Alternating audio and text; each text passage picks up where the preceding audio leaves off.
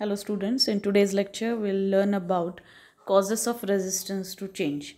From last lecture itself we have started with the new topic of change management.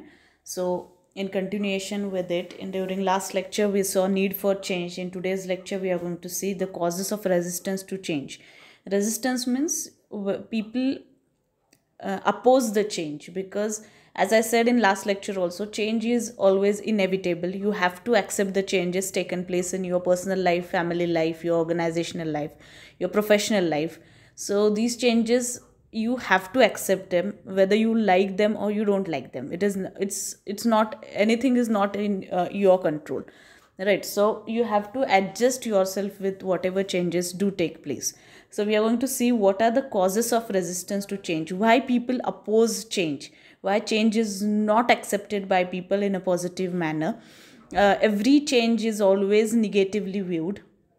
People always find some flaws in those changes, and people are afraid or they are fearful about the changes taking place in the surroundings, in the organization.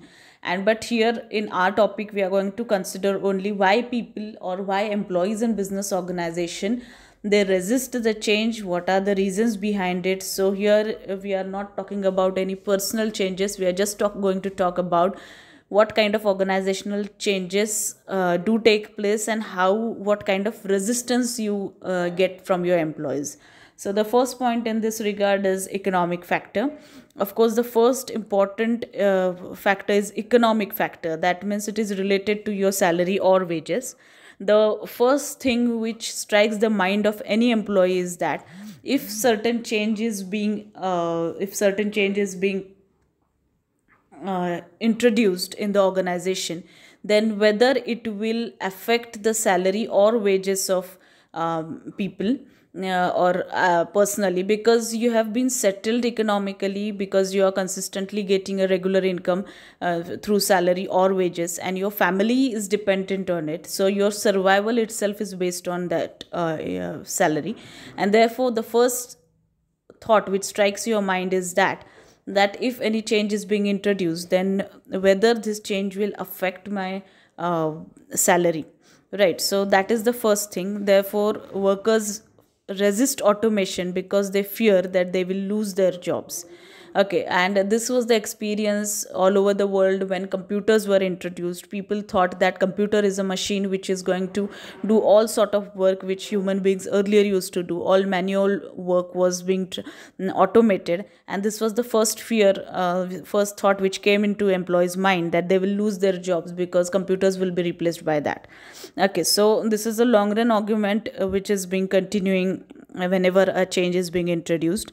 The most important concern is that new development will reduce the economic value, and therefore people resist the change because they think that change will bring certain amount of threat for their economic stability, or salary, wages, or their survival will be in danger. That's the reason behind it. So that is the first cause, which is called as economic factor.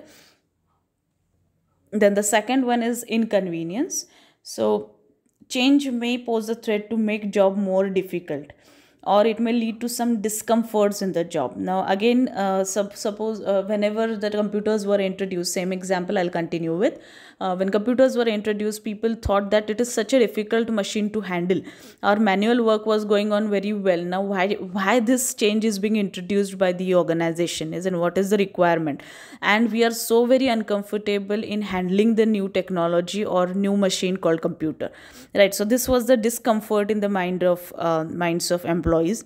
And whenever you are doing something new, you have to forget the old procedures, and you have to learn new things, you have to update yourself with the new things, right? So which is the most unpopular activity among people, or people don't like such things, to learn new things and forget the old one, because since so many years you have been used to it, doing the same kind of practices, procedures, right? So tricks may change. So when a person is made to face a new situation, the old tricks no longer will be applied, and the security of familiarity about that job is lost, right? Because you have to learn the new technology, you have to get acquainted with it, right? So your comfort, you have to come out of your comfort zone, which is being very much close to heart of employees, right? So people don't like that. That's the reason. I mean, this is called as inconvenience. You are inconvenient to accept the new things and forget the old procedures and accept, update yourself. Okay, then the next point is uncertainty. Uncertainty, every adult, every employee fear the change because of uncertainty, because of change, new policies, new practices, there will be new, everything is going to change. And in this changed environment, employees feel very insecure. And but a person who is bringing this change, especially the management, they feel that this change is very important in the world. Okay, and every individual look at that change in his own personal perspective. That means some of them may think that computers, yeah, it's okay, I mean, computers are very good, they have reduced our burden, everything at a glance we can get the whole data is stored in it, you have good memory storage in it. So human beings are some people are happy with computers, some of them were unhappy. I'm talking about past few decades, whatever happened when automation was introduced, when computers were introduced. So what were the reactions of people, or what people used to think? That some people thought that no, human mind was okay, I mean, we were doing manually everything, all okay, isn't it? So you look at the change in your own perspective. Everybody is having its own way of thinking. Okay, and one more reason for fear or being afraid of accepting the change is lack of facts or lack of factual information. Okay, so if you don't get enough information about that change from the management, then definitely it will lead to misunderstanding. And therefore it is the responsibility of the management to provide you with correct information to all the concerned people who are going to get affected because of this change. And the next point is threat to social relationships. Now, employees oppose the changes that threaten their status. Now, here I would like to explain this point with the help of example. For example, your boss is being retired, or he is being transferred to another office, and new boss is going to join your office. Okay, now what has happened, that already you have been used to your old boss, you were having good relationship with old boss, informal relationship, and you are very comfortable with that boss. Right, now once you come to know that your boss is going to get transferred or is going to get retired and he'll be replaced by a new person, then definitely it disturbs the social relations of the employees. They think that this new person, what kind of nature he must be having, whether we'll be having a good rapport with that new person. And they fear that whether this new person will follow the earlier person's patterns of informal relationship. So that is the threat to social relationship. Your mind get disturbed because of that. Okay, so this with this example I've explained to you that what is the threat to social relationship. Okay, and the last point is resentment of control.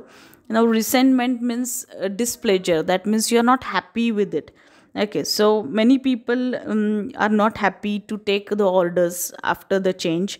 Then the to increase in control leads to increase of pressure from management. If people try to be unhappy, unpleasant because of their change, the management will increase the pressure on them, and it will reduce the employees liberty, or liberty or freedom or autonomy will get reduced. So management will pressurize you to accept the change in the way they are willing to introduce it. Okay, so in today's lecture we saw what are the causes of resistance to change. Hope all the points are very clear. In next lecture, we'll continue with the organizational resistance. So with this, today's lecture I'll end. Thank you.